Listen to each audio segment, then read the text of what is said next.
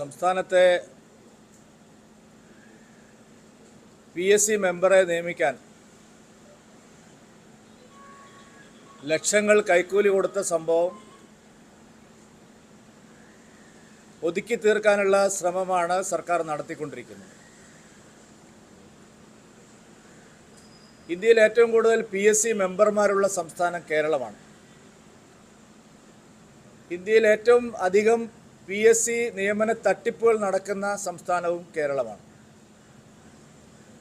കേരളത്തിൽ PSC പരീക്ഷയിൽ നടത്തുന്ന അനധികൃതമായ ഇടപെടലുകളുടെ പേരിൽ നിരവധി നിയമന തട്ടിപ്പുകൾ നടന്നിട്ടുണ്ട്. ഇതിനു മുമ്പ് PSC നടത്തിയ പല പരീക്ഷകളെയും സംബന്ധിച്ച് വ്യാപകമായ പരാതികൾ ഉയർന്നു വന്നിട്ടുള്ളത്. 21 മെമ്പർമാരാണ് കേരള PSCക്കുള്ളത്. സംസ്ഥാനത്താണെങ്കിൽ അപ്രഖ്യാപിത നിയമന നിരോധനവുമുണ്ട്.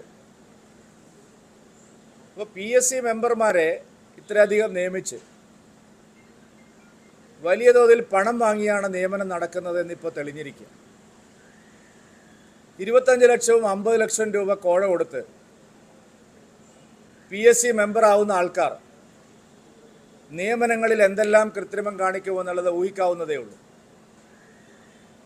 ഈ ആരോപണം ഉയർന്നു വന്നിരിക്കുന്നത് ഒരു സാധാരണ നേതാവിലേക്കല്ല,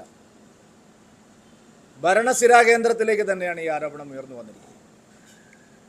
ഈ തട്ടിപ്പ് നടത്തിയ ആള് സംസ്ഥാനത്തെ ഭരണത്തിലിരിക്കുന്ന ഏറ്റവും പ്രമുഖനായിട്ടുള്ള ഒരു മന്ത്രിയുടെ അടുപ്പക്കാരനാണ്.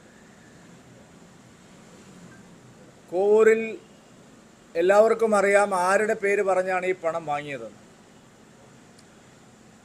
സംസ്ഥാന പൊതുമരാമത്ത് വകുപ്പ് മന്ത്രിയുടെ പേര് പറഞ്ഞാണ് ഈ പണം വാങ്ങിയിട്ടുള്ളത്.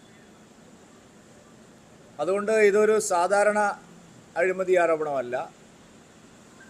ഗൗരവമേറിയ പല പ്രശ്നങ്ങളും ഈ വിഷയത്തിലുണ്ട്. മുഹമ്മദ് റിയാസിൻ്റെ പേര് പറഞ്ഞാണ് ഈ അഴിമതി നടത്തിയതെങ്കിൽ അതിന് പിന്നിൽ എന്തെല്ലാം നടന്നു എന്നുള്ളത് ഗൗരവമായി അന്വേഷിച്ച് കണ്ടുപിടിക്കേണ്ടതാണ്. വ്യാപകമായ തീവെട്ടിക്കൊള്ളയാണ് CPM നേതാക്കൾ ഇപ്പോൾ നടത്തിക്കൊണ്ടിരിക്കുന്നത്. കോഴിക്കോട് കേന്ദ്രീകരിച്ച് വലിയ തോതിൽ അഴിമതികൾ നടന്നുകൊണ്ടിരിക്കുക. മലബാറിലെ ഏറ്റവും പ്രസിദ്ധമായിട്ടുള്ള സ്ഥാപനമായിട്ടുള്ള ചരിത്ര പ്രാധാന്യമുള്ള കോംട്രസ്റ്റ് ഏറ്റെടുക്കണമെന്ന് സുപ്രീം കോടതി അടക്കം സർക്കാരിനോട് ആവശ്യപ്പെട്ടിട്ടുള്ളതാണ്. പക്ഷേ ആ കോംട്രസ്റ്റ് തൊഴിലാളികളെ വഞ്ചിച്ചുകൊണ്ട് വലിയ ഹോട്ടൽ സമുച്ചയമാക്കി മാറ്റാനുള്ള നീക്കങ്ങൾ നടന്നുകൊണ്ടിരിക്കുക.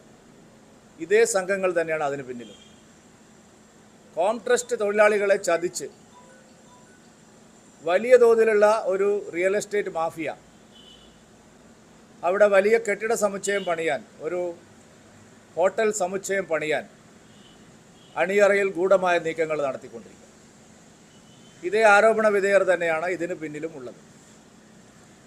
കോഴിക്കോട്ട് നടന്ന ഏറ്റവും വലിയ തട്ടിപ്പുകളിലൊന്നായിരുന്നു KSRTC ബസ് സ്റ്റേഷൻ്റെ നവീകരണം.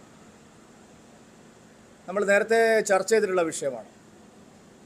KSRTC ബസ് സ്റ്റേഷൻ പുതുക്കി പണിത് ഷോപ്പിംഗ് കോംപ്ലക്സ് ആക്കി മാറ്റിയതിൽ വലിയ അഴിമതിയായിരുന്നു നടന്നത്. കോടികളുടെ അഴിമതി. നിർമ്മാണം പൂർത്തിയായി 1 കൊല്ലം കഴിയുമ്പോൾ ബലക്ഷയം കണ്ടിരിക്കുക. കെട്ടിടം തകർന്നു വീഴുമെന്നാണ് പറയുന്നത്.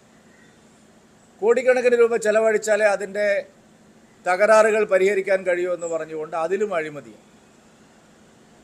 തുറമുഖ വകുപ്പ് കോഴിക്കോട് കടപ്പുറത്ത് ഹോട്ടൽ സമുച്ചയം പണിയാൻ അനധികൃതമായ ഒരു CPM നേതാവിൻ്റെ ബന്ധുവിന് സ്ഥലം അനുവദിച്ചിരിക്കുക. ഇത് കോഴിക്കോട്ടെ പാർട്ടിക്കകത്ത് വലിയ ചർച്ചയാണ്.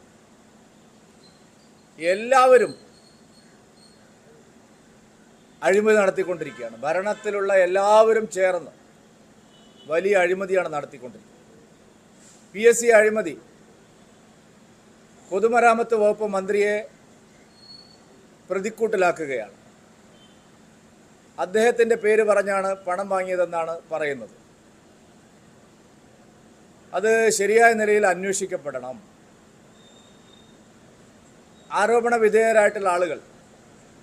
പാർട്ടിക്ക് പരാതി കൊടുത്തു എന്നാണ് പറയുന്നത്. പാർട്ടി കോടതി അന്വേഷിക്കേണ്ട കാര്യമല്ല ഇത്. ഒരു ഭരണഘടനാ സ്ഥാപനമാണ് പബ്ലിക് സർവീസ് കമ്മീഷൻ. അവിടെയുള്ള ഒരു മെമ്പർക്ക് നിയമനം ലഭിക്കാൻ കോഴ കൊടുക്കേണ്ടി വരുന്ന സാഹചര്യം ചെറിയ കാര്യമല്ല. അതുകൊണ്ട് മുഖ്യമന്ത്രി ഇക്കാര്യത്തിൽ ഒന്നും മറച്ചു വയ്ക്കാനില്ലെങ്കിൽ ശരിയായ അന്വേഷണം നടത്തി വസ്തുതകൾ പുറത്തു കൊണ്ടുവരണം. ഇത് തുടർച്ചയായി നടക്കുന്ന പല അഴിമതികളുടെയും ഭാഗം തന്നെയാണ്. ഒരു അഴിമതിയല്ല, ഒറ്റപ്പെട്ട അഴിമതിയല്ല. 3-4 കാര്യങ്ങൾ ഞാനിവിടെ ചൂണ്ടിക്കാണിച്ചു.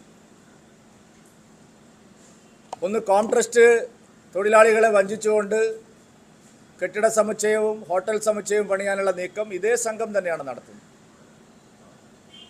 കോഴിക്കോട് കടപ്പുറത്ത് അനധികൃതമായി ഹോട്ടൽ സമുച്ചയത്തിന് സ്ഥലം അനുവദിച്ചത് പ്രമുഖനായ ഒരു നേതാവിൻ്റെ സഹോദരനാണ്. വ്യാപകമായ തോതിൽ റിയൽ എസ്റ്റേറ്റ് ഇടപാടുകൾ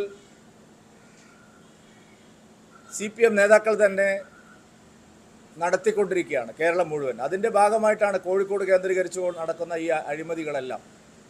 ലോകത്തെവിടെയായാലും ഏത് സമയത്തും ഈവനിംഗ് കേരള വാർത്തകളും മറ്റു അറിയിപ്പുകളും അറിയാൻ ഞങ്ങളുടെ യൂട്യൂബ് ചാനൽ സബ്സ്ക്രൈബ് ചെയ്യുക.